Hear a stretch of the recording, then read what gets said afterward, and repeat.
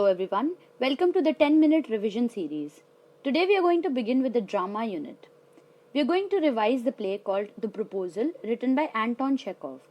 If you want a line-by-line detailed explanation and an in-depth analysis of this play, click on the link above. Let's jump straight into the play.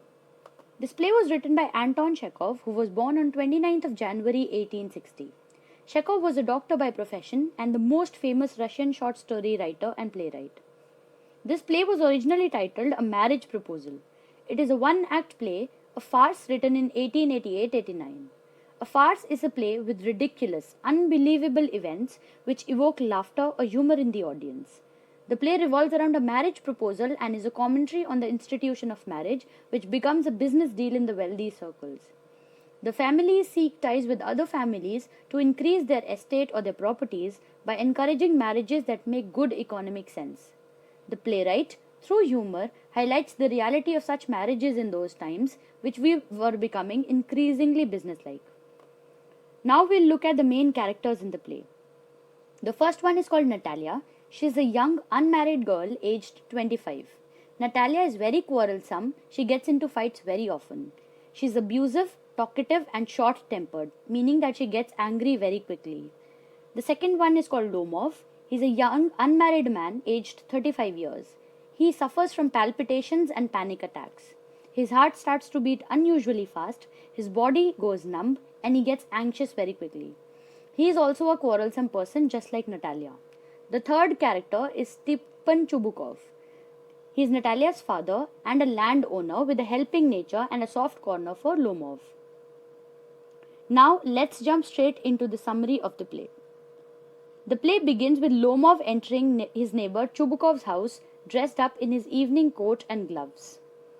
Since Lomov is all dressed up, Chubukov receives him gladly and asks him the reason for him being so dressed up as if he was going somewhere. He is confused by the way Lomov is dressed.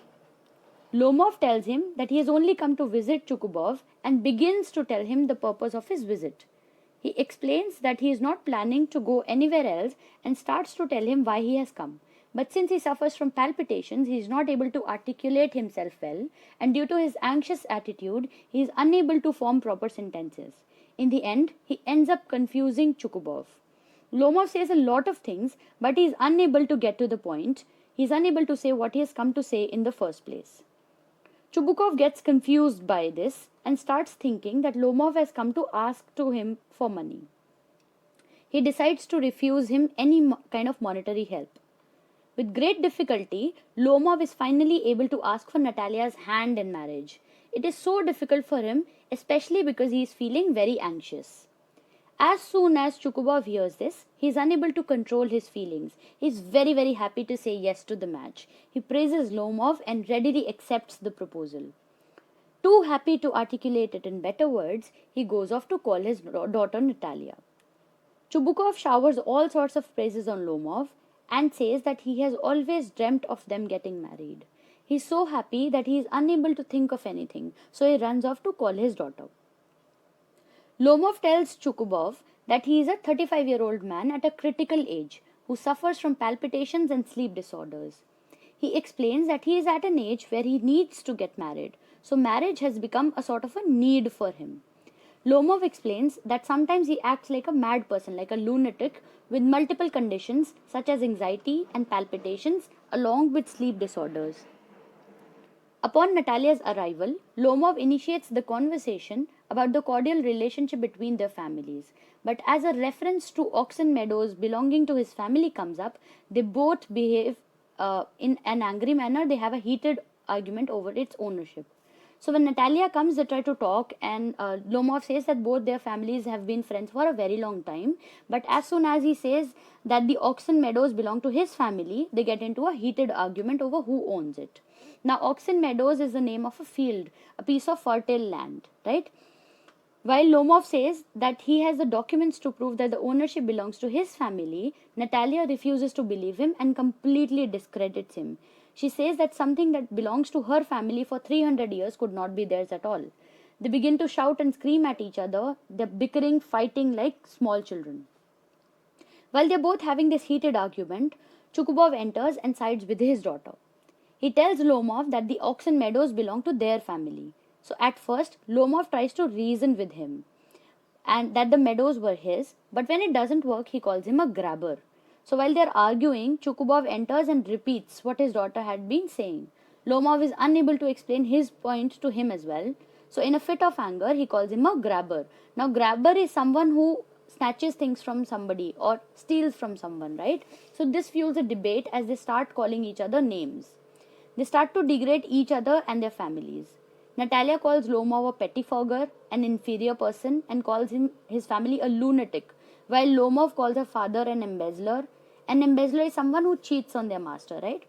As the fighting and name calling continues, Lomov suffers from extreme palpitations and a numb foot. Chukubov throws him out of his house, and Lomov moves out with a feeling of breathlessness and a numb foot. Chukubov angrily tells him, "Don't set foot in my house again."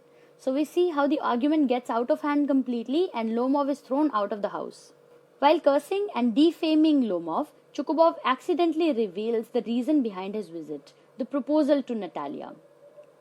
Natalia previously had no idea that he had come to visit her.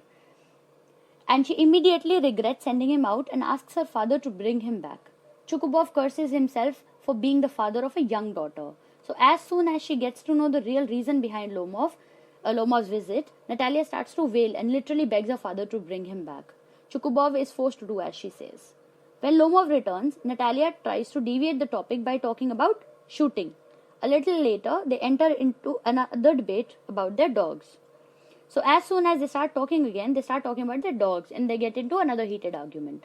Chukubov enters the scene only to make things worse again, just like before. So he again sides with Natalia and everybody gets hyper and Lomov finally faints because of the palpitations that he is experiencing. Even then the cursing continues. Natalia then notices that he is unconscious. As they find him unable to drink any water, they declare him dead.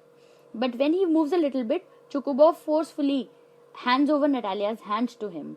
He gives them his blessings and asks them to kiss. He just wants to get it over with. But the couple still keeps on fighting. Once he regains his consciousness, he kisses Natalia's hand and they end up quarreling about their pet dogs. As soon as they kiss, they start to fight again, right? Lomov kisses her hand and says, "I am happy." Natalia also says, "I am happy too." And they're finally married now, but still they don't stop fighting about their pet dogs named Guess and Squeezer, right? Chukubov says that that's a great way to start with their family bliss. He's just too tired of both of them fighting with each other. And in the end, he says, "Wow, what a great way to start your family happiness." He offers them a champagne and says, "Be damned you." At the end, they still continue to fight. So that was the summary of the play. Now that we've discussed the summary, let's move on to its analysis. First, we'll discuss the three major themes of the play. The first theme is marriage. The play is a farce. It makes fun of the religious institution of marriage, which has become an institution of necessity in those times.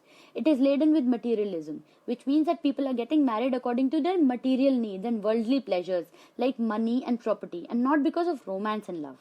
The second theme is the Russian feudal society, in which some people were wealthy landowners and the rest used to work as laborers on their farms or their lands, right?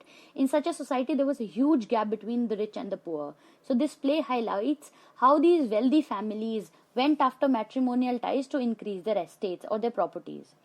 The third theme is communication gap and anger mismanagement. All the three characters have this problem of communication. They don't know what to say to each other and they cannot manage their anger at all. They get angry very easily. Right? Due to this mismanagement of anger, they endanger an otherwise perfect proposal. They almost ruin the possibility of a marriage between Lomov and Natalia. The playwright uses anger mismanagement and the lack of good communication between all of these three characters to evoke laughter in the audience. Now, we'll discuss the significance of the title. The title denotes a layered meaning. On the surface level, the title is suggestive of a marriage proposal between the two suitors, just like the word proposal suggests.